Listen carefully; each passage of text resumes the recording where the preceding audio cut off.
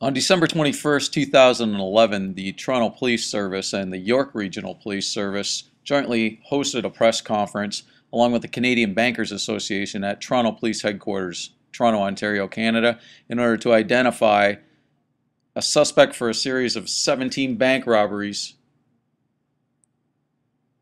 If you can identify this individual, call the police or call Crime Stoppers. The Vaulter Bandit, who is depicted to my right here in this poster, has committed 17 bank robberies since the 3rd of February 2010.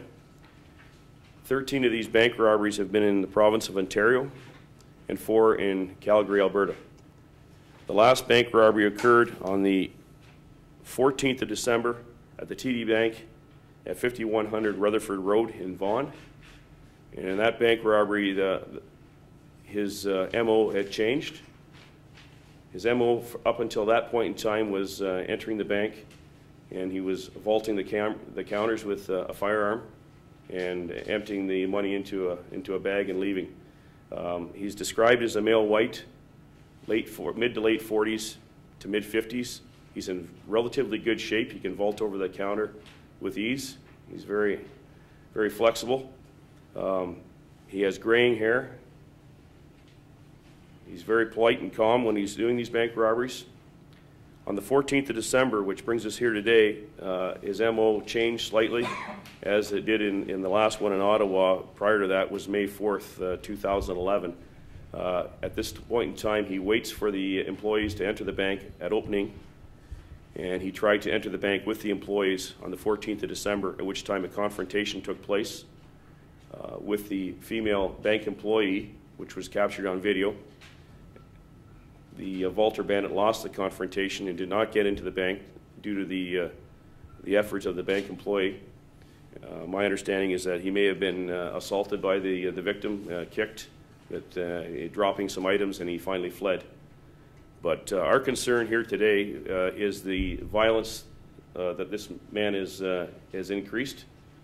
He's changing his MO and his habits. He's trying to disguise himself more, and we're really concerned for the public and the bank tellers' safety as we move on. This individual has now committed 17 bank robberies in the span of almost 2 years.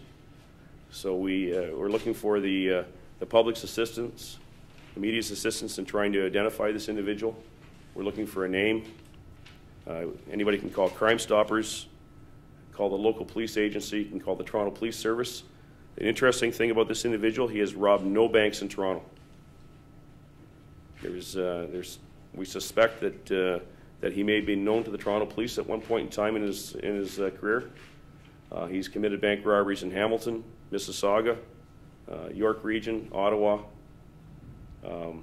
and Calgary, but nothing in Toronto. He's going around. And with that, I'd like Bill Craig to speak in regards to the CBA and the reward that they are posting. Thank you. On behalf of the Canadian Bankers Association and the banking industry in Canada, I'd like to thank Staff Inspector Mike Earl from the Hold Up Squad here in Toronto Police for inviting us here today. Bank robbery is first and foremost, you've heard me say this often, a personal crime. It's not an economic crime. There are real people that are threatened, and sometimes there's harm caused to them, and they are our employees and our customers.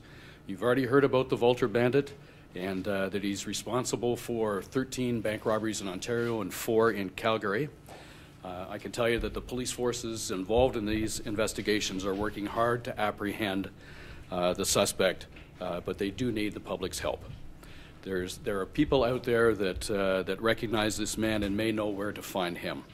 So in September of 2010, the Canadian Bankers Association offered a reward for $10,000, leading to the arrest and conviction of this individual.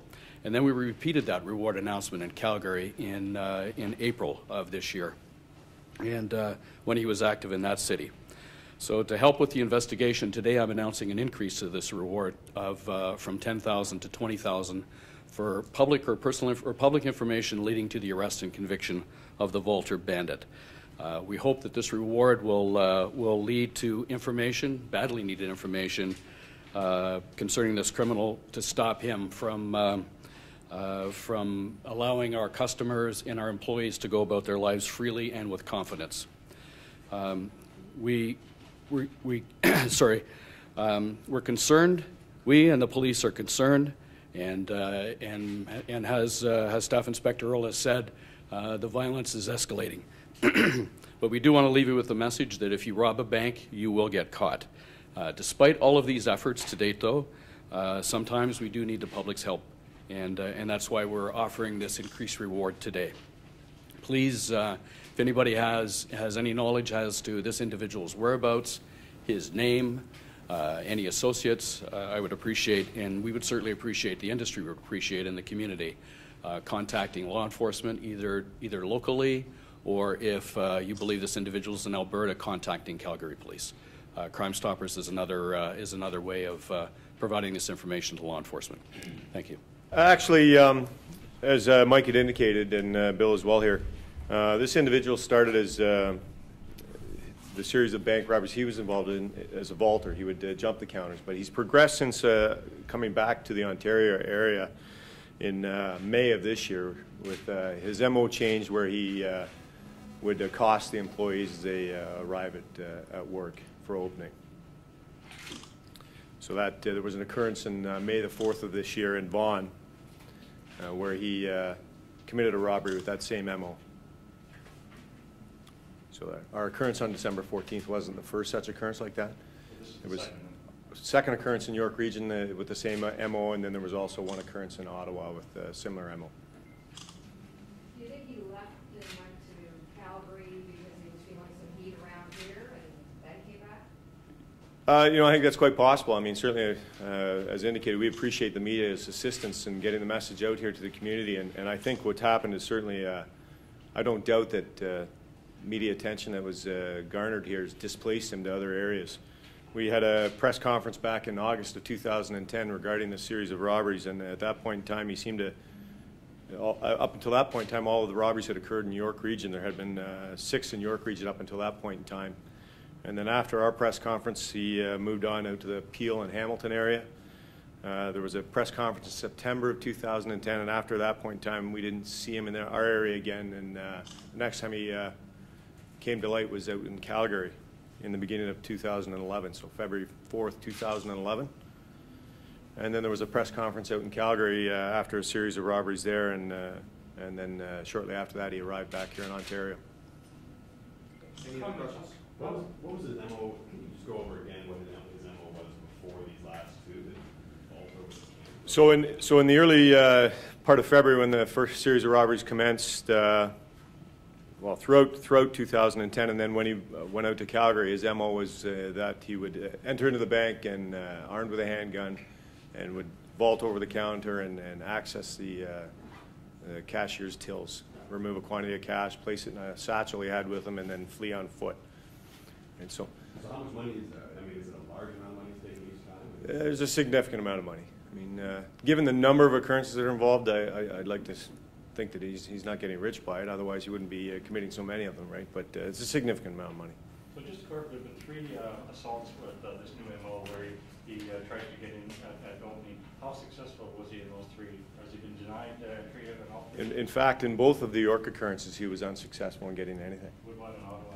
In Ottawa, he got some cash. I'm not sure of the amount, but certainly, I mean, what disturbs us is that he's changed his MO. He's gone from vaulting the counter to, you know, a much more organized crime. Where he's obviously, in my opinion, he's not just arriving there the day of the robbery and committing the robbery. He's probably doing what we refer to as a little bit of homework, right? Whether he's conducting some observations on the bank in advance and checking to see, you know, who the employees are or what have you. I think he's doing a little bit more work when it comes to the style of robbery he's committing now. Are you trying to get some sort of psychological profile on him, so try to figure out like what's motivating him? We're just in the preliminary process of doing that as we speak. So you are getting. we're just getting to that now. Yes. How unusual is it that 17? I mean, these other ones we looked at are one-off robberies. This guy's pulled off 17 of these in a couple of years. How unusual is that? Well, it's unusual that they carry on that long without having been captured. Certainly, right? I think what it tells me is we're dealing with somebody here who's probably pretty familiar with the banking environment, has been involved in robberies in the past. There's obviously some reason why he hasn't hid in Toronto there, I think, as well. But I mean, he's certainly making steps to avoid being identified through wearing of gloves and concealing his identity with hoodies or hats. But he's you know, he's also at the same time not drawing a lot of attention to himself by masking his face or anything of that nature, right? He's I think pretty well organized, and I don't think this is new to him. Detective, why would you say that the Vaulter Bandit's getting more and more confident over time? I don't know if it's a matter of getting more and more confident or more and more needy. Right? He's been unsuccessful a few times with obtaining any cash, but generally speaking, when it comes to these type of bandits, they continue till they get caught. That's what they know, right? I mean, his moral compass certainly is one that's gone significantly off track. Just a couple more questions. How come with these ones it's quite striking? These are great pictures, and this guy's done 17 of them. None of the pictures seem to show all that terribly well. Yeah, you know, in fact, there are some decent images on the poster here, but there's some discs that can be made available to you, and some images that can be made available to you that are much better. In specifically with respect to our May 4th occurrence, there's some really good images that we'll make available to you. I was wondering, like, he isn't doing something like hitting things that don't have good cameras or something. Like, is there some reason why the pictures that we're seeing here are not as good as the others? Probably luck, that's about it. But we do have some decent images, like I say, from May the 4th of this year that we can make available to you. One more question. The Bankers Association. How unusual is it for the Bankers Association to offer rewards? Up until last year, we usually did about one a year. Last year was 4, and this year we're already have already done 2. So I think 2 things are at play. There's actually a decrease in the number of bank robberies in Canada, but what's happened is other jurisdictions are now taking advantage of the opportunity that the Canadian Bankers Association provides in offering a reward to make these individuals accountable.